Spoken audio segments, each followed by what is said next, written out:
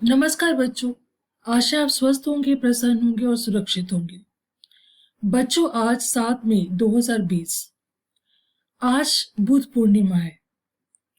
बुद्ध पूर्णिमा महात्मा बुद्ध की जयंती के रूप में मनाई जाती है। बच्चों, महात्मा बुद्ध के बारे में आप सभी थोड़ा बहुत कुछ ना कुछ तो अवश्य जानते हैं। बचपन से आपने जब से पढ़ना लिखना सीखा है, पाठ्य पुस्तकें पढ़नी शुरू की हैं, तब से हर पुस्तक में किसी न किसी रूप में कोई ना कोई कहानी, कविता के माध्यम से आपने महात्मा बुद्ध जी के बारे में अवश्य कुछ ना कुछ जाना है। तो आज जो है वह बुद्ध पूर्णिमा है।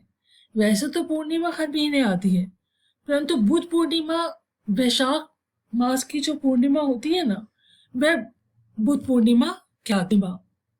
वैशाख मास की पूर्णिमा को बुद्ध पूर्णिमा या बुद्ध की जयंती के रूप में बड़ी धूमधाम से मनाया जाता है।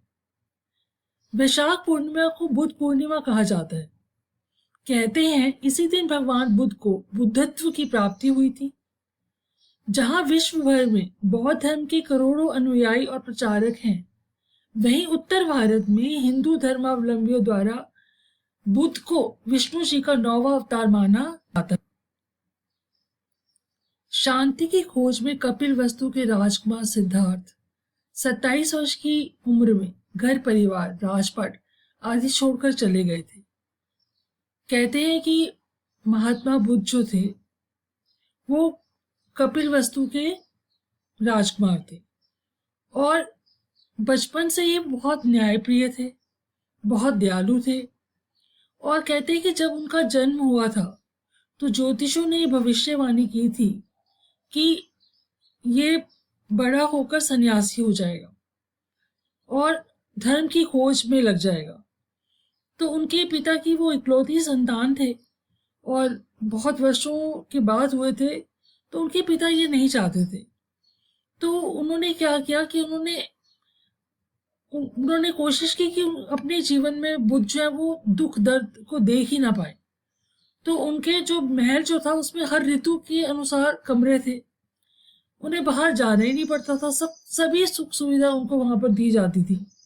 उन्होंने कभी दुख देखा ही नहीं था। कहते हैं कि बगीचे में भी जो पत्ते गिरते थे ना, तो माली सब जो पीले पत्ते को देख के कहीं उनके मन में वैराग्य ना जाग जाए, इसलिए वो मालियों से सारे वो पीले पत्ते भी हटवा दिया करते थे कि सिद्धार्थ जो है वो किसी भी पीले पत्ते को भी ना देख पाए।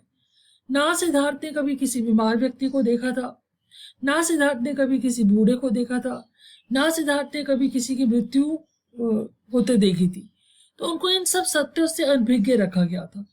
उनको कभी भी इन सत्यों के बारे में जानने नहीं दिया गया था क्योंकि उनको लगता था कि वो भविष्यवाणी के अनुसार कहीं उनको ये संसार के दुख दर्द, इन दुख पीड़ा का पता चलेगा तो कहीं ऐसा ना हो कि वो संन्यास ले ले और इस दुख दर्द को दूर करने के समाधान निकालने की खोज में निकल जाए। तो इस वजह से उन्होंने इन सब चीजों से महात्मा बुद्ध जी को, मतलब सिद्धार्थ को, दूर रखा था। मगर फिर भी कहते हैं कि एक दिन जब वो 27 वर्ष की अवस्था में थे, विवाह उनका हो चुका था यशोधरा से, एक पुत्र भी उनका था राहुल, जिसका नाम रखा था उन्होंने। तो एक दिन जब वो किसी काम से उनको बाहर जाना पड़ा, तो उनके पिताजी ने सब जगह प्रबंध करा दिया कि सिद्धार्थ को ऐसी कोई चीज दिखाई ना दे, मतलब वहां पे कोई बुरा ना हो, कोई बीमार व्यक्ति ना हो, कोई किसी की अर्थी वगैरह ना जा रही हो। तो मगर कहते हैं मगर फिर भी उस जगह से जाना था जहां से, वहां की जगह सिद्धार्थ ने अपने सारथी को बोला कि दूसरे रास्ते से लेके चलो। अब जब वो वहां से गए तो वहां रास्ते में उनको सबसे पहले एक वृद्ध व्यक्ति दिखाई दिया जो थोड़ा बहुत झुककर चल रहा था लाठी के सहारे।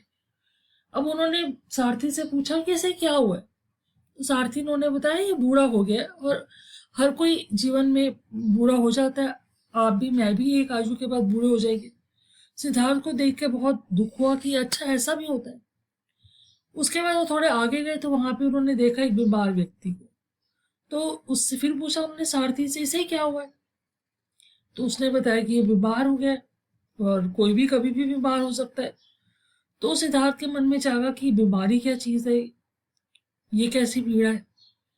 उसके बाद उन्होंने किसी की अर्थी जाते देखी, तो उन्होंने पूछा कि इसको क्या हुआ है, इसको क्यों लोग बांध के इस तरह से लेकर जा रहे हैं। तो उन्होंने बताया सारथी ने कि इसकी मृत्यु हो गई है, और जो भी जन्म लेता है उसको एक ना एक दिन तो जाना होता है संसार से। मेरी भी मृत्यु होगी, आपकी भी मृत्यु होगी, सबकी मृत्यु होती है। तो सिद्धार्थ के मन में वहीं से वैराग्य का भाव जागना शुरू हो गया। आगे उन्हें एक सन्यासी भी दिखाई दिया, तो उन्होंने सन्यासी के बारे में पूछा, इसने गेरुए वस्त्र, साधारण वस्त्र क्यों पहने हुए, कहाँ जा रहे हैं? तो उन्होंने बताया सारथी ने कि ये सत्य की खोज में जा रहे हैं, ये सन्यासी हैं, इन्होंने संसार का मोह माया सब त्याग दिया है। तो इस प्रकार से ये सन्यास ले लिया इन्होंने। तो अब सिद्धार्थ के मन में वो सन्यास का भाव जो था वो जाग गया। अब उनको लगा कि संसार में इतनी दुख पीड़ा जो, इसको कैसे दूर किया जाए। इस दुख पीड़ा को दूर करने के लिए मैं भी सन्यास लूंगा और इसका हल निकालूंगा। तो कहते उसी रात जब वो घर लौटे और उन्होंने रात को चुपचाप से अपनी पत्नी और बेटे को सोते हुए छोड़कर अपना गृह त्याग कर दिया। घर से वो सत्य की खोज में निकल पड़े। तो उसके बाद कहते हैं उन्होंने बहुत भटके, वो बहुत जगह उन्होंने तप करा, तपस्या करी, सालों उन्होंने व्यतीत करे, मगर उनको जीवन का सत्य मिल ही नहीं रहा था। तो फिर अंत में उनको बोध गया में बोधि वृक्ष के नीचे बैठे हुए उनको सत्य ज्ञान की प्राप्ति हुई, और उन्होंने जीवन का सत्य जाना मध्यम मार्ग में। उन्होंने कहा कि अति हर चीज की बुरी है। अब भूखे रह के आप सत्य नहीं खोज सकते, आप तप करके भी सत्य की खोज नहीं कर सकते। आपको मध्यम मार्ग अपनाना पड़ेगा, और ये मध्यम मार्ग जीवन में हर क्षेत्र में जरूरी है। अब देखिए, अति हर चीज की बुरी है, मगर कहते हैं ना कि संतुलन संतुलन जरूरी है। ये मध्यम मार्ग जो संतुलन की ओर ही संकेत करता है। तो बहुत धर्म की जो शिक्षाएं, जो उनकी शिक्षाएं बुद्ध ने जो निचोड़ निकाला और वो जो उन्होंने बौद्ध धर्म बनाया, उसकी जो शिक्षा है वो पूरे संसार में फैली और बहुत प्रचार प्रसार हुआ बौद्ध धर्म का। बहुत लोगों का बौद्ध धर्म के इन अनमोल विचारों से, इन शिक्षाओं से बहुत लोगों के हृदय परिवर्तन हुए। अंगुलीमाल की कहानी आपने शायद पढ़ी होगी। फिर वो कलिंग, अपने इतिहास में कलिंग युद्ध का दृश्य से सम्राट अशोक का हृदय परिवर्तन हुआ, वो सब कहानी शायद आपने पढ़ी होगी। तो कहते हैं कि इस प्रकार से बौद्ध धर्म जो है वो मध्यम मार्ग की ओर संकेत करता है, संदेश देता है, और साथ ही साथ ये भी बताता है कि किसी को कष्ट नहीं देना चाहिए, हमें किसी को दुख दर्द नहीं देना चाहिए, और सबकी भलाई के काम करने चाहिए। तो और जो आडंबर है ना, उनका भी उन्होंने विरोध किया। बलि प्रथा के बिल्कुल बहुत विरुद्ध थे ये। बलि प्रथा को जड़ से खत्म करने के उन्होंने प्रयास किए। इस प्रकार से समाज में खुशहाली लाने के लिए बौद्ध धर्म ने प्रयास किए। महात्मा बुद्ध के बहुत से चेले हुए, भिक्षु हुए, जो इन्होंने मठ स्थापित किए। वहां पे लोगों को अनुशासन प्रिय जीवन कैसे जिया जाता है उसकी शिक्षा दी गई। तो इस प्रकार से बौद्ध धर्म का बहुत ही प्रचार प्रसार हुआ, और मुझे तो बौद्ध धर्म की शिक्षाएं बहुत पसंद है। धर्म को पालन करना की रीति तो क्या है वो मैं भी नहीं जानती, मगर महात्मा बुद्ध जी की शिक्षाएं जो उन्होंने और उनके जो अनमोल विचार है वो बहुत ही अच्छे हैं, बहुत ही प्यारे हैं, बहुत ही महत्वपूर्ण है। अब मैं आगे आपको थोड़े से अनमोल विचारों के बारे में भी बताऊंगी। उससे पहले मैं बुद्ध पूर्णिमा के बारे में भी थोड़ा सा कुछ और भी आपको बताना चाहती हूँ। मैंने भी आपको बताया था ना कि सिद्धार्थ ने शांति की खोज में, मतलब दुख पीड़ा को कैसे दूर कर सकते हैं, इसकी खोज में, सत्य की खोज में उन्होंने गृह त्याग किया। अपने घर को छोड़कर वो संन्यास उन्होंने ले लिया और खोज में निकल पड़े। तो शांति की खोज में कपिलवस्तु के राजकुमार सिद्धार्थ 27 वर्ष की उम्र में घर परिवार, राजपाट आदि छोड़कर चले गए थे। भ्रमण करते हुए सिद्धार्थ काशी के समीप सारनाथ पहुंचे, जहां उन्होंने धर्म परिवर्तन किया। यहाँ उन्होंने बोध गया में बोधि वृक्ष के नीचे कठोर तप किया। कठोर तपस्या के बाद सिद्धार्थ को बुद्धत्व ज्ञान की प्राप्ति हुई और वह महान सन्यासी गौतम बुद्ध के नाम से प्रचलित हुए और अपने ज्ञान से समूचे विश्व को ज्योतिमान।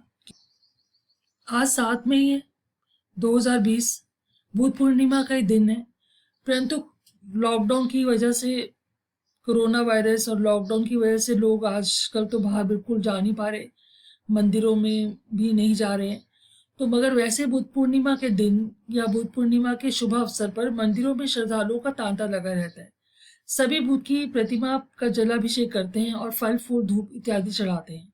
बहुत श्रद्धालु इस दिन जरूरतमंदों की सहायता करते हैं और कुछ श्रद्धालु इस दिन जानवर पक्षियों को भी पिंजरों से मुक्त करते हैं और विश्व भर में स्वतंत्रता का संदेश फैलाते हैं। वैशाख पूर्णिमा का हिंदू एवं बौद्ध धर्म के अनुयायियों के लिए विशेष महत्व है। महात्मा बुद्ध की जयंती इस दिन मनाई जाती है। इस कारण बुद्ध के अनुयायियों के लिए तो यह दिन खास है ही, लेकिन महात्मा बुद्ध की को भगवान विष्णु का 9वां अवतार भी बताया जाता है, जिस कारण यह हिंदू धर्म के अनुयायियों के लिए भी बहुत महत्वपूर्ण दिन माना जाता है। वैशाख पूर्णिमा पर सत्य विनायक व्रत रखने का भी विधान है।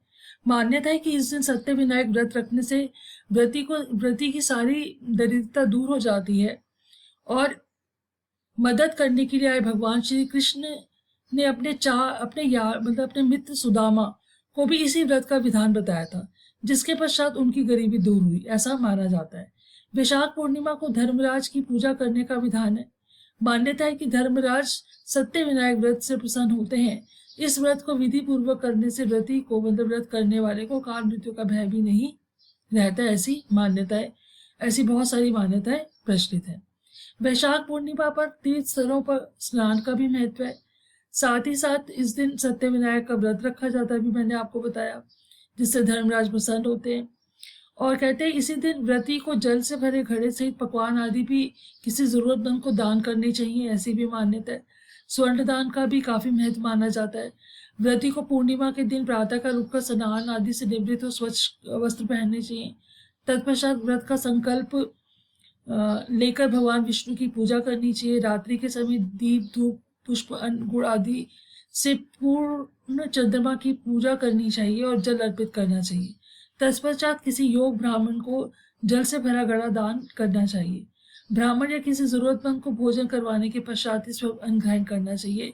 सामर्थ्य हो तो स्वर्ण दान या जो भी संभव हो वो दान पुण्य जरूरतमंदों को करना चाहिए। तो इस प्रकार से बुद्ध पूर्णिमा को मनाने के ये सब तरीके हैं, ये सब मान्यताएं हैं जो कि हमारे समाज में मानी जाती हैं। हिंदू धर्म में भी बहुत महत्व है, बौद्ध धर्म में भी बहुत महत्व है। ये तो सब पूर्णिमा को मनाने के क्या तरीके हैं, कैसे व्रत किया जाता है, कैसे पूजा की जाती है, इस दिन क्या करना चाहिए, ये सब बातें अभी मैंने आपको बताई हैं, क्योंकि आज बुद्ध पूर्णिमा है और बहुत से श्रद्धालु जो हैं ये सब कुछ भी करते भी हैं। अब मुझे जो प्रभावित करते हैं वो महात्मा बुद्ध जी के विचार, तो मैं अगली वीडियो में आपको महात्मा बुद्ध जी के अनमोल विचारों से परिचित कराऊंगी।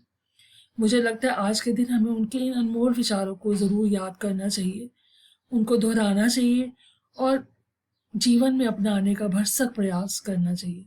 नमस्ते बच्चों, अगली वीडियो इसका भाग 2 में अभी जल्द ही आपको भाग 2 में महात्मा बुद्ध जी के विचारों से परिचित करवाऊंगी।